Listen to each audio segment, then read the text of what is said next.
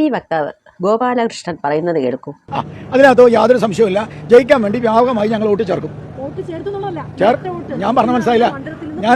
ഞാൻ പറയുന്നത് നിങ്ങൾക്ക് മനസ്സിലാവുന്നില്ല. ഞങ്ങൾ ജയിക്കാൻ ഉദ്ദേശിച്ച മണ്ഡലങ്ങളിൽ ഞങ്ങൾ ജമ്മു കാശ്മീരിൽ നിന്നും ആൾക്കാരെ കൊണ്ടുവന്ന് 1 വർഷം താമസിപ്പിച്ച് വോട്ട് ചെയ്യിപ്പിക്കും. ഒരു സംശയമില്ല.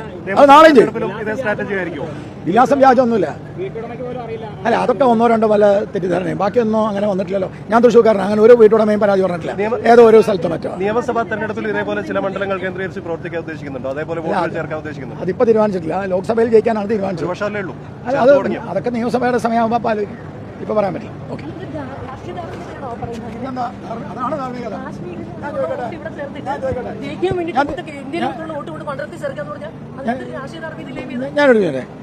ഞാൻ ജയിക്കാൻ ആഗ്രഹിക്കുന്ന ഒരാൾ ജമ്മു കാശ്മീരിലുണ്ട്. ഞാൻ മത്സരിച്ച് ജയിക്കാൻ ആഗ്രഹിക്കുന്ന ഒരാൾ ജമ്മു കാശ്മീരിലുണ്ട്.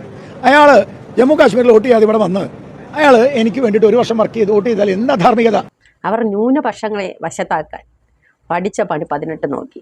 പക്ഷെ അവർ ഉദ്ദേശിച്ച ഫലം അതിൽ നിന്ന് കിട്ടിയില്ല. അതുകൊണ്ട് കേരളം പിടിക്കാൻ അടുത്ത് എന്ത് ചെയ്യാം എന്ന റിസർച്ചിലാണ് അവർ. അങ്ങനെ കണ്ടെത്തിയാണ് 0 മേൽവിലാസത്തിൽ ABCDEF അച്ഛനും കച്ചടത്താപ്പ അമ്മയും ആയ മക്കളെ ചേർക്കൽ. പക്ഷേ അത് രാഹുൽ ഗാന്ധി കൈയോടെ പിടികൂടി. അവർക്ക് ആ തരികിട തുടർന്ന് പോകാൻ തന്നെയാണ് ഉദ്ദേശം. അത് BJP നേതാക്കളുടെ പ്രതികരണങ്ങളിൽ നിന്ന് നമുക്ക് വ്യക്തമാണ്. അവരുടെ വാദം അനുസരിച്ച് ഇന്ത്യയിൽ എവിടെയുള്ള പൗരനും എവിടെയും ചെന്ന് വോട്ട് ചെയ്യാമെന്നാണ്. അതാണോ ജനാധിപത്യം എന്ന് പറയുന്നത്?